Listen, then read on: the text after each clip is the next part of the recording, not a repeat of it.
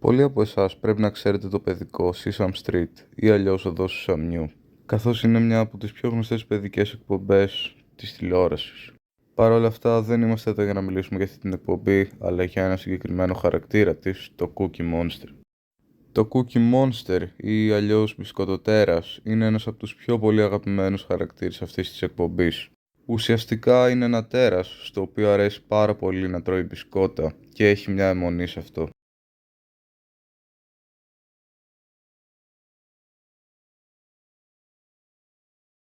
Σήμερα είμαστε εδώ για να σας αφηγηθούμε μια ιστορία βασισμένη στη δημιουργία του χαρακτήρα.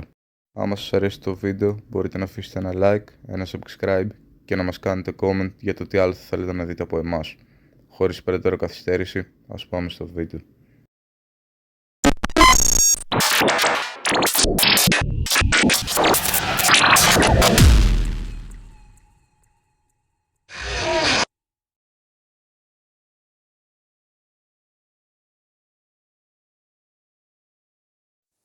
Φοβάμαι πολύ εύκολα. Δεν είναι αρκετά αξιολύπητο, αλλά ο σύζυγός μου γελάει μαζί μου πάντα γι' αυτό. Όπως κάθε φορά που η μουσική σε μερικές τρομακτικές ταινίες δυναμώνει και προφανώς μια τρομακτική σκηνή θα ακολουθήσει. Εγώ φοβάμαι ούτως ή άλλως. Παρ' όλα αυτά, κολλάω σαν μαγνήτης σε τρομακτικές ιστορίες και ταινίες και δεν κατάφερα ποτέ να απορρίψω την υπέροχη αφήγηση. Ακόμα και αν αυτό σήμαινε ότι θα έχω μερικούς εφιάλτες. Δυστυχώς για την μικρή μου κόρη έχει την ίδια υπερδραστήρια φαντασία όπως και εγώ και φοβάται πολύ εύκολα. Μεταξύ των δυο μας, ο σύζυγός μου συνεχίζει να πετάγεται έξω από σκοτεινά κρυμμένα σημεία ή ντουλάπες και να βγάζει βαθιές αόριστες φωνές που κρύβονται στο σκοτεινό διάδρομο. Η κατάσταση επιδεινώθηκε από την πρόσπατη απόφασή μας να μετακομίσουμε και ότι υπάρχουν πολλά κουτιά και αντικείμενα που μπορεί να κρυφτεί μέσα ή πίσω τους. Έχω αρχίσει να μην τρομάζω από τις εκπλήξεις του και μπορώ να εντοπίσω την τρομακτική σιωπή όταν κρύβεται ή όταν δεν είναι πολύ λεπτή η θέση πίσω από την κουρτίνα του μπάνιου. Αλλά η κόρη μου είναι μια άλλη ιστορία. Φοβάται όταν ξαφνικά εξαφανίζεται μέσα στο σκοτεινό διάδρομο και την καλεί με μια απαλή, απειλητική φωνή. Η Άμπη ξέρει ότι θα πηδήξει έξω και θα την τρομάξει. Ξέρει επίσης ότι θα συνεχίσει να καλεί μέχρι να πάει. Οπότε συχνά είμαι σαν συνοδός της σε τόσο επικίνδυνες αναζητήσεις. Δεν ξέρω. Ίσως κάποιο κομμάτι της να λατρεύει το δράμα. Πάντα γυρίζω τα μάτια μου στα παιδικά αντικείμενά της. Μέχρι τις προάλλες. Η Άμπη έχει μεγαλώσει αρκετά, ώστε μπορούσε να φτάσει τα πράγματα στους πάγκους και τώρα έχει καταφέρει να ανεβαίνει για να αποκτά πρόσβαση στα ντουλάπια παραπάνω, χρησιμοποιώντας το σκαμνί της αρκετά έξυπνα. Ωστόσο, αυτό που μας ανησυχούσε είναι ότι όπου και αν κρύβαμε το μπισκότο και τα τσίπς, τα έβρισκε πάντα. Η Άμπη πολύ συχνά δεν έτρωγε τίποτα για δείπνο και στη συνέχεια πήγαινε στην κουζίνα το βράδυ για να φάει μπισκότα τα μεσάνυχτα. Αυτό συνεχίστηκε για εβδομάδες μετά την πιο πρόσφατη ανάπτυξή της και ήταν απίστευτα απογοητευτικό. Ο σύζυγός μου αποφάσισε να χρησιμοποιήσει το καλύτερό του όπλο, τον φόβο. Την έβαλε να καθίσει στον καναπέ, ανεβαίνοντας στο επίπεδό της, και της είπε την ιστορία του Cookie Monster, ενώ εγώ σταμάτησα στο πλάι ακούγοντας. Αυτός δεν ήταν ο αγαπημένος χαρακτήρας της Sesame Street που είχε αιμονή στην κατανάλωση μπισκότων, αλλά κάποια μακρινή σχέση στην οποία βασίστηκε αυτός ο πολύ αγαπημένος χαρακτήρας. Ένας χαρακτήρας φιλικός προς τα παιδιά, όπως σε μια ταινία της Disney. Αυτό το τέρας μπισκότων καταβρόχθιζε όλα τα γλυκά και ζαχαρωτά, όλα τα τραγανά και αλμυρά. Ένα νυχτερινό πλάσμα που μόνο τη νύχτα θα μπορούσε να ξυπνήσει για να προστατεύσει την ορθόνια του. Όπως ένας δράκος θέλει το χρυσό του, έρχεται αντιμέτωπος με εκείνους που θα πάρουν αυτό που του ανήκει. Η κόρη μου δεν ήξερε τι εννοούσε, αλλά διατύπωσε την εικόνα αρκετά καλά. Τα μπλε μάτια της στένεψαν καθώς τον κοιτούσε, αλλά ήξερα ότι δεν χρειαζόταν πολύ για να τη σμπρώξει στην άκρη. Είχε πάει πολύ μακριά αυτή τη φορά. Δίστασα να το επιτρέψω να έχει τέτοια συμπεριφορά μέχρι στιγμής, αλλά δεν είχα άλλη επιτυχημένη εναλλακτική λύση για τη νυχτερινή της συνήθεια. Με κοίταξε τότε κοίταζαν το φόβο στα μάτια μου. Ο δισταγμός και η απροθυμία μου να μοιραστώ αυτές τις πληροφορίες. Ερμηνεύοντάς το ως κάτι που προοριζόταν να την προφυλάξει, ολόκληρη η συμπεριφορά της άλλαξε και με πλατιά χτυπημένα μάτια ρώτησε: «Τι γίνεται αν σε πιάσει?» «Λοιπόν», ξεκίνησε ο σύζυγός μου με την πιο σοβαρή φωνή του, «αν σε πιάσει, τότε γίνεσαι προσθήκη στο δείπνο του τα μεσάνυχτα». Χαμογέλασε και πρόσθεσε με μια βαθύτερη φωνή και έχει αδυναμία στα μικρά κορίτσια. «Θυμάσαι εκείνο το γλυκό κοριτσάκι απέναντι με το οποίο παίζατε?» Την έπιασε. «Αλλά η μαμά είπε ότι η οικογένειά της μετακόμισε». Ο τόνος της καθιστά σαφές ότι είχε συνάψει μια σύνδεση μεταξύ των κουτιών μετακόμισης μας και της κατάστασης της πρώην φίλη της.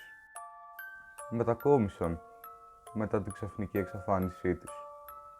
Γι' αυτό δεν την είδες καθόλου αυτές τις τελευταίες μέρες πριν φύγει η οικογένειά της. Με κοίταξε μια στιγμή για να σιγουρευτεί ότι θα έλεγα διαφορετικά και τον κοίταξα πάνω από το κεφάλι της. Ο πατέρας της μου είπε γι' αυτό. Όπως και εσύ, η Κέιτι απολάμβανε να δείπνιζει αργά το βράδυ, ακόμα και όταν οι γονείς της το είπαν. Μέχρι που ένα βράδυ η μητέρα της ξύπνησε διψασμένη και αποφάσισε να πάρει ένα ποτήρι νερό από την κουζίνα. Καθώς διέσχιζε το σαλόνι, αποφάσισε να πάρει ένα ποτήρι νερό από την κουζίνα. Καθώς διέσχισε το σαλόνι, άρχισε να ακούει αυτούς τους τρομερούς ήχους, αλλά δεν ακουγόταν σαν κανονική ήχη. Ακούστηκε σαν να δαγκώνει κάτι πολύ μεγαλύτερο, σαν ένα καρότο και υγρό. Έπεσε προς τα κάτω και έστρεψε στην είσοδο της κουζίνας μόνο για να δει μια μαύρη, κυρτή σκιά πάνω στην ακίνητη μορφή της κόρης της. Τρομοκρατημένη, λιποθύμησε και ο σύζυγός της την βρήκε το επόμενο πρωί. Η κόρη της, ωστόσο, είχε φύγει και δεν την είδαν ποτέ ξανά. Η Άμπη τον κοίταξε με ορθάνυχτα τα μάτια και το στόμα της άνοιξε από τον δρόμο σαν είχε σπάσει το σαγόνι της.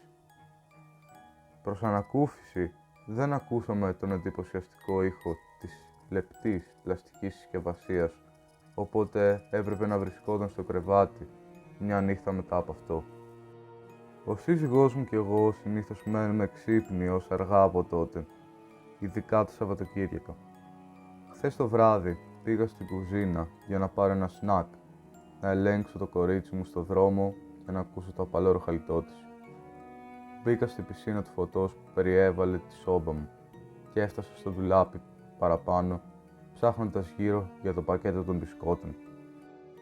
Το ξύσιμο στο πάτωμα βαρέων αντικειμένων και το τσαλάκωμα του πλαστικού ήταν δυνατά στην ηρεμία της νύχτας. Δίστασα να ακούσω για οποιαδήποτε κίνηση. Τα μάτια μου έτρεχαν γύρω από το δωμάτιο. Οι σκιές που οδηγούσαν στην αίθουσα χόρευαν καθώς χωρίστηκα από την κύρια πηγή φωτός. Τα φραγκοστάφυλλα μπήκαν στο αντιβράχιό μου όταν σκέφτηκαν το τέρας των μπισκότων που βρέθηκε ανεπιθύμητα στο μυαλό μου. Το αναμενόμενο σκοτάδι έξω από τον κύκλο φωτός ξαφνικά έγινε προφανές. Το μυαλό μου φαντάστηκε ότι κάτι κρυβόταν εκεί, περιμένοντας να προσπαθήσω να φύγω με τα μπισκότα. Μια μαύρη μορφή άρχισε να μεγαλώνει από τις σκιές. Γελώντας με τον εαυτό μου, δεν μπορούσα παρά να αρπάξω το πακέτο και να πέσω κάτω από το διάδρομο στην κρεβατοκάμαρά μας και ουσιαστικά πήδηξα στο κρεβάτι. Η καρδιά μου χτυπούσε στο στήθος μου. Μια έκρηξη αναπνοής να νιώθω σαν να είχα δραπετεύσει από κάποιο μεγάλο κίνδυνο. Ο σύζυγός μου έδωσε μια παράξενη εμφάνιση, αλλά απλώς σήκωσα τους ώμους μου, γνωρίζοντας ότι θα το έβαζε ως ιδιόμορφη. Ωστόσο, μια ακτίνα λάμψης φώτισε τα μάτια μου, λέγοντάς μου ότι ήξερε ακριβώς τι με έκανε να πέσω στο κρεβάτι έτσι. Σαν ένα παιδί που κυνηγείται από τέρατα. Το τέρας του. Χαμογελώντας, δήλωσε ότι χρειαζόταν επίσης κάτι για την κοιλιά του που μεγάλωνε και παρακολουθούσα από το κρεβάτι μας καθώς κατέβηκε κάτω από την αίθουσα και εξαφανίστηκε γύρω από τη γωνία της κουζίνας. Του τηλεφώνησα σχεδόν πανικόβλητη φοβισμένη για το τι θα μπορούσε να συναντήσει. Κράτησα τη γλώσσα μου ακόμη και όταν το στήθος μου σφιγγόταν, καθιστώντας δύσκολη την αναπνοή. Τότε το άκουσα. Το δυνατό τσαλακωμένο πλαστικό και ο ήχος κάποιου να τρώει κάτι πολύ τραγανό, πολύ θορυβόδη. «Θέλω μπισκότα», αναφώνησε με γεμάτο στόμα. Έστρεψα τα μάτια μου με έξαψη και θα έχανα το σκοτάδι που έπεσε στο διάδρομο αν δεν είχα γονατίσει προς την πόρτα. Ένα νυχτερινό φως που άφηνε συχνά στο μπάνιο για να βρει η κόρη μου το δρόμο της. Αλλά καθώς περνούσε, το φως σβήνει στιγμιαία, σηματοδοτώντας την πρόοδό του προς την κατεύθυνση του μικρού φωτός από την κουζίνα. Τον φώναξα. Οι ενοχλητικοί θόρυβοι σταμάτησαν. Άκουσα τον αντίκτυπο της τσάντας να χτυπά στο πάτωμα μαζί με ένα σιγασμένο εκρηκτικό από τον άντρα μου. Αυτό που ακολούθησε ήταν μερικοί από τους πιο ενοχλητικούς ήχους που έχω ακούσει ποτέ, συνοθευμένος από ένα σύντομο ψίθυρο. Το σώμα μου πάγωσε. Όπου καθόμουν δεν μπορούσα να κινηθώ. Προσευχήθηκα. Η Άμπη δεν άκουσε τίποτα, ασυνήθιστο, και ξύπνησε για να ερευνήσει. Τότε τίποτα. Μόνο η ηρεμία του σπιτιού. Πριν από αρκετές ώρες, το σπίτι ήταν παράξενα χαλήνο από τότε. Δεν μπόρεσα να μετακινηθώ από τη θέση μου στο κρεβάτι. Δεν μπορούσα να κοιμηθώ. Ακούω το μαλακό μουρμουριτό της κόρης μου που κοιμάται. Περιμένω να έρθει το κρίζο φως του πρωινού, ώστε να μπορώ να τη μαζέψω και να την ενημερώσω ότι ο μπαμπάς έχει φύγει.